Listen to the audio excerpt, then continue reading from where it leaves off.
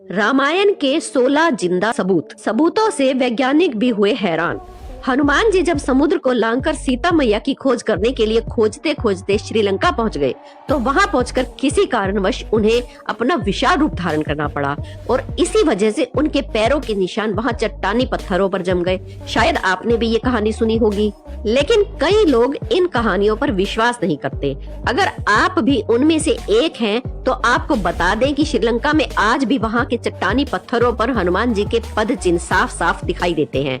कई लोग रामायण की कहानी को सिर्फ एक काल्पनिक कथा मानते हैं, वहीं कुछ लोग इस पर विश्वास भी करते हैं। लेकिन जो विश्वास नहीं करते हैं, उनकी आज सारी गलतफहमियां हम दूर करने वाले हैं, क्योंकि आज इस वीडियो में हम आपको रामायण से जुड़े कुछ ऐसे सबूत दिखाने वाले हैं जो आपको बताएंगे कि रामायण की कथा हमारी धरती पर घटित हो चुकी है। वीडियो शुरू करने से पहले हमारे चैनल अनोखी दुनिया को सब्सक्राइब करके बेल आइकन को प्रेस जरूर कर लें। सबूत नंबर 1, रामायण के अनुसार जब सीता माता का हरण हुआ था, तब सीता माता की खोज करते करते राम जी की मुलाकात हनुमान जी से हुई थी। इसके बाद हनुमान जी रोज एक स्थान पर श्री राम की प्रतीक्षा किया करते थे। आज उस स्थान को हनुमानगढ़ी के नाम से जाना जाता है। इसका उल्लेख रामायण में भी साफ साफ देखने को मिलता है। हनुमानगढ़ी में हनुमान जी का एक बड़ा मंदिर भी है। प्रमाण नंबर 2, जब रावण सीता माता का हरण करके श्रीलंका ले गया था, तो अशोक वाटिका में रखने से पहले उन्हें उसने एक गुफा में रखा था। सबसे बड़ी बात यह है कि वो गुफा आज भी वहाँ मौजूद है, जो देखने में बिल्कुल कोबरा सांप जैसी दिखाई देती है। पर इस गुफा के अंदर जाएंगे तो वहाँ ढेर सारी नक्काशियां देखने को मिलेगी, जो इस बात का प्रमाण देती है कि रामायण की कथा कोई काल्पनिक कथा नहीं है। प्रमाण नंबर 3, इसी तरह दोस्तों, जब श्री राम को सीता जी के बारे में पता चला कि वो कहाँ पर कैद है, तब हनुमान जी और बाकी लोगों के साथ श्रीलंका के रास्ते पर निकल पड़े, लेकिन बीच में विशाल समुद्र को देखकर वहाँ पर रुक गए। तब उनकी वानर सेना ने पत्थरों पर राम लिखा और पानी में छोड़ दिया, तो पत्थर पानी में तैरने लगे। इसके बाद पूरी सेना ने मिलकर एक पुल बनाया। आज हम जिस पुल को राम सेतु के नाम से जानते हैं। अब आप ही बताइए दोस्तों, राम सेतु से बड़ा रामायण का और क्या सबूत हो सकता है? लेकिन अगर अभी भी आपको यकीन नहीं हो रहा है, तो आगे सुनिए। जिन पत्थरों से इस राम सेतु पुल का निर्माण हुआ था, अब भी वो वहाँ पर मौजूद हैं। अब इन पत्थरों की रिसर्च की गई तो पता चला कि पत्थर रामायण युग के ही हैं। इसके अलावा आपने रामायण में ये भी पढ़ा होगा कि लक्ष्मण मूर्छित हो गए थे। उस वक्त हनुमान जी हिमालय से वहां पे एक संजीवनी बूटी का पहाड़ उठाकर ले आए थे। लेकिन कई लोग पूछते हैं कि हनुमान जी अगर वो पहाड़ लाए थे, तो वो आखिर पहाड़ अब है कहाँ? चलिए आज आपको इसके भी दर्शन करा देते हैं। प्रमाण नंबर 4, जब आप श्रीलंका जाएंगे और रामायण के तथ्यों को ढूंढने की कोशिश करेंगे, तब आपको वहाँ पर भी एक विशाल पहाड़ दिखाई देगा, जिसका नाम आज द्रोणागिरी पर्वत के नाम से रखा गया है। सबूत नंबर 5, आपको ये जानकर हैरानी होगी कि इस पहाड़ पर और इसके इर्द गिर्द कुछ वैज्ञानिकों ने रिसर्च शुरू की। अपनी रिसर्च में उन्होंने पाया कि इस पहाड़ पर कुछ ऐसी जड़ी बूटियां हैं जो सिर्फ हिमालय पर ही पाई जाती हैं। हालांकि वैज्ञानिक भी इस रिसर्च के बाद हैरान हो गए थे। इन सभी तथ्यों से आपको समझ आ गया होगा कि रामायण कोई काल्पनिक कथा नहीं है। लेकिन अभी भी अगर आपको यकीन नहीं आया है, तो जरा रुकिए, हम आपको कुछ और ऐसे तथ्य बताते हैं जिनको सुनकर आप हैरान हो जाएंगे। सबूत नंबर 6, इसी तरह जब रावण सीता माता का हरण करके ले जा रहा था, तब जटायु ने रावण को रोकने की कोशिश की थी, लेकिन वो अपनी इस कोशिश में सफल नहीं रहे और रावण ने उन्हें मार गिराया। जहाँ पर जटायु गिरे थे, उस जगह को लेपाक्षी मंदिर के नाम से जाना जाता है। यहाँ पर ऐसे कई सबूत हैं जो आपको ये बताएंगे कि जटायु का पार्थिव शरीर किस जगह पर गिरा था। सबूत नंबर 7, सीता जी को श्रीलंका ले जाने के बाद रावण ने सीता माता को अपने महल में रखने की पेशकश की, लेकिन सीता माँ ने रावण के महल में रहने से साफ मना कर दिया। इसलिए रावण ने उन्हें अशोक वाटिका में रखने का फैसला किया। सीता जी अशोक वाटिका में एक वृक्ष के नीचे चुपचाप बैठी रहती थी। सबसे बड़ी बात यह है कि अशोक वाटिका का वो वृक्ष आज भी श्रीलंका में मौजूद है।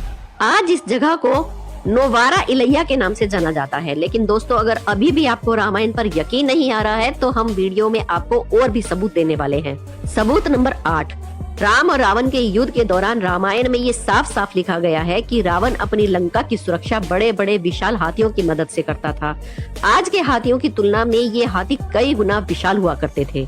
हालांकि आज से कुछ समय पहले लोग इस बात को काल्पनिक बात कहा करते थे, लेकिन श्रीलंका के पुरातत्व विभाग ने जब शोध किया तो उन्हें कुछ ऐसे हाथियों के जीवांश मिले जो कि आज के हाथियों की तुलना में कई गुना बड़े हैं। अब इसके आगे सुनिए। रामायण अगर आपने पढ़ी है या देखी है तो आपको इतना तो पता ही होगा कि एक वक्त ऐसा आया था जब हनुमान जी ने अपनी पूंछ से पूरी लंका को जला दिया था। इसका सबसे बड़ा सबूत ये है कि आज भी यहाँ पर काले रंग की मिट्टी देखने को मिलती है, जो ये साबित करती है कि इतिहास में यहाँ एक बहुत बड़ी आग लगी थी। सबूत नंबर 10। रावण का वध करने के बाद एक समय ऐसा आया था जब सीता माता को अपनी पवित्रता साबित करने के लिए अग्नि परीक्षा देनी पड़ी थी। सबसे बड़ी बात यह है कि जहाँ पर सीता माता ने अग्नि परीक्षा दी थी, आज भी वो स्थान पूरी तरह से सुरक्षित है। उस जगह को दीवुरुम्पल्ला के नाम से जाना जाता है।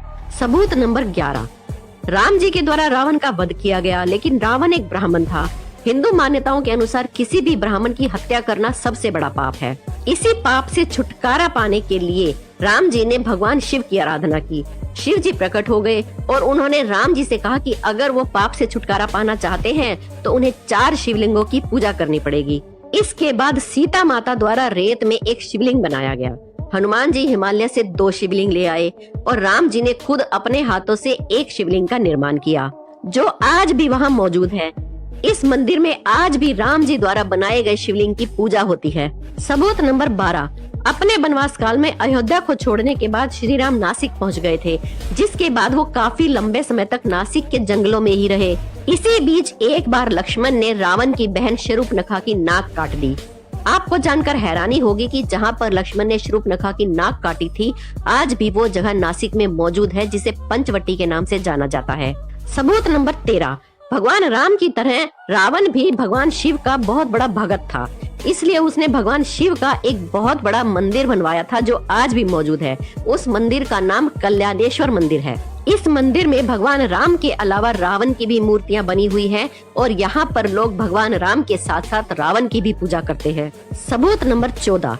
इसके अलावा दोस्तों आप ये भी जानते होंगे कि सीता माता के पिता का नाम राजा जनक था। अगर आप नेपाल जाएंगे तो आपको वहाँ पर जनकपुरी नाम का एक शहर भी देखने को मिलेगा। यहाँ पर आपको राजा जनक का महल भी मिलेगा। इसके साथ साथ आपको वो जगह भी मिलेगी जहाँ पर राम और सीता का विवाह हुआ था। वैसे रावण की लंका कहाँ है, आप ये भी जानना चाहेंगे।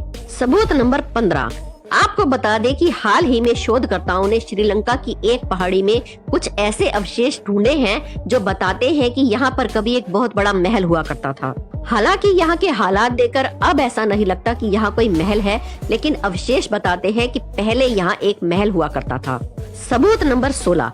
रावण के वध के बाद राम जी ने लंका का सारा भार विभीषण के हाथों में सौंप दिया था, जिसके बाद विभीषण ने कलान्या नदी के करीब अपना एक महल बनवाया था, जिसका सबसे बड़ा सबूत हाल ही में मिला है। शोधकर्ताओं की एक टीम जब वहां पहुंची तो उन्हें बहुत सारे अवशेष मिले जो विभीषण के महल होने का सबूत देते हैं। तो दोस्तों अब आपको यकीन आ गया होगा कि रामायण कोई काल्पनिक कथा नहीं है, लेकिन अभी भी इसकी खोज पूरी नहीं हुई है। आज भी बहुत सारे रिसर्चर्स श्रीलंका के इलाके में रामायण के सबूतों को ढूंढने में लगे हुए हैं। हो सकता है आने वाले समय में और भी बड़े सबूत हाथ लग जाएं।